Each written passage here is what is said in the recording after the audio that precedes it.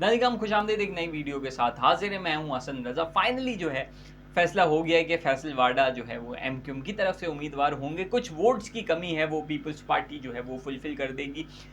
थोड़े दिनों पहले 2 से 3 दिन पहले एक इंटरव्यू खालिद मकबूल सिद्दीकी साहब ने दिया है और उन्होंने ये कहा था कि फैसल वाडा साहब हमारे उम्मीदवार नहीं, हमने तो सिर्फ पेपर्स में उनकी हेल्प करी थी क्योंकि उनकी कोई रिप्रेजेंटेड पार्टी मौजूद नहीं थी सिंध असेंबली में, तो इसलिए हमने उनकी हेल्प करी थी। दैट्स इट, हमारे एग्रीमेंट वहीं तक का था। अब उनको वोट कौन देगा हमें नहीं पता। लाजिम थे कन्वीनियर एमक्यूएम पाकिस्तान और उसके बाद फैसला हो गया है कि फैसल वाडा ही एमक्यूएम के उम्मीदवार होंगे। आज जो है वो रऊफ सिद्दीकी साहब ने और नजीब हारून साहब ने अपने कागजात जो हैं वो विड्रॉ कर लिए। उसके बाद मीडिया से बातचीत करते हुए रऊफ सिद्दीकी का कहना था कि एमक्यूएम का बहुत अच्छा फैसला है फैसल वाडा को वोट देना, और एमक्यूएम ये समझती है कि आगे जाके फैसल वाडा जो है वो एमक्यूएम को कहीं ना कुछ हेल्प प्रोवाइड करेंगे। वो हेल्प किस फॉर्म में होगी ये कहना अभी कबल अज़ वक्त है, लेकिन उनके दिमाग में कुछ ये है कि एमक्यूएम जो है वो कुछ ना कुछ इससे फ़ायदा उठाने की कोशिश करेगी। और फैसल वाडा अब ऐवान में तो होंगे आज़ाद उम्मीदवार की हैसियत से, एमक्यूएम की पॉलिसीज़ पे वो कितनी बात करें ये तो बड़ी अजीब सी बात है कि करेंगे भी नहीं करेंगे ये उनकी मर्ज़ी। अब उनको कंट्रोल करना जो है वो बहुत मुश्किल होगा।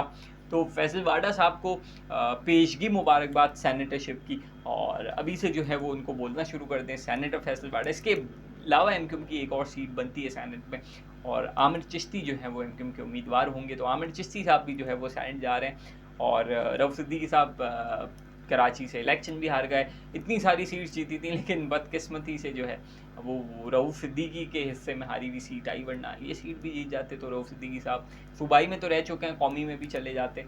और जो इख्तिलाफ़ की खबरें आ रही थी उसका यही रीज़न था कि अपने लोगों को ये बताना कि एमक्यूएम जो है वो नहीं चाहती। पार्टी के लोगों में इख्तिलाफ़ राय थी।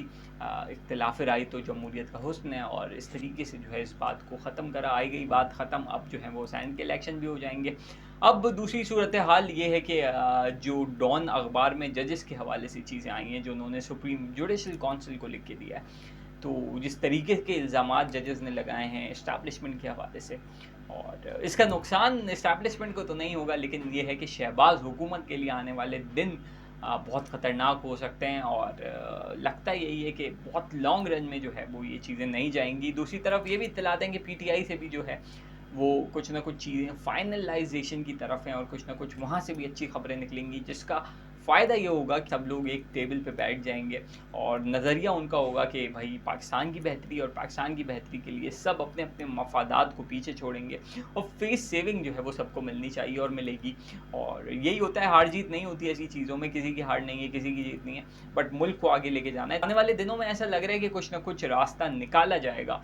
इस तरीके से जिस तरीके से पॉपुलैरिटी पीटीआई की बढ़े जा रही है उसको बिल्कुल पीछे तो नहीं छोड़ सकते। कुछ ना कुछ उनको भी अपनी जो है वो मुतालबात पे लचक दिखानी होगी और अपने स्टांस में तब्दीली लानी होगी। और यहाँ से भी दूसरी तरफ से भी जो है, अब ये जो आज 6 जज आए हैं, इसके बाद बहुत सारी चीज़ें जो हैं वो आ रही हैं, और चीज़ें जो हैं वो बहुत सारी चीज़ें, अभी शरियार आफरीदी का इंटरव्यू देख लें, बहुत सारी चीज़ें हैं और सबको सब पता है। अवाम जो है वो इस वक्त जो है वो अवाम अवेयर है। पहले तो ये होता था ना कि अवाम बेखबर है, लेकिन अब अवाम बाखबर है, तो उसको सारी चीज़ें नज़र आ रही हैं किस तरीके से जो है वो पूरे इलेक्शन हारे हुए लोगों को किस तरीके से फैसिलिटेट करके इस प्रोसेस को आगे बढ़ाया गया। और इमरान खान साहब जो है वो जीत के भी हार गए, नवाज शरीफ साहब हार के भी जीत गए। तो आने वाले दिनों में इसमें भी बेहतरी नज़र आएगी, क्योंकि मुल्क अब जिस डगर पे चल पड़ा है, तो है तो खैर 70 साल से यही हाल है, लेकिन अब तो बिल्कुल कोई आखिरी सांसें भी बाकी नहीं है।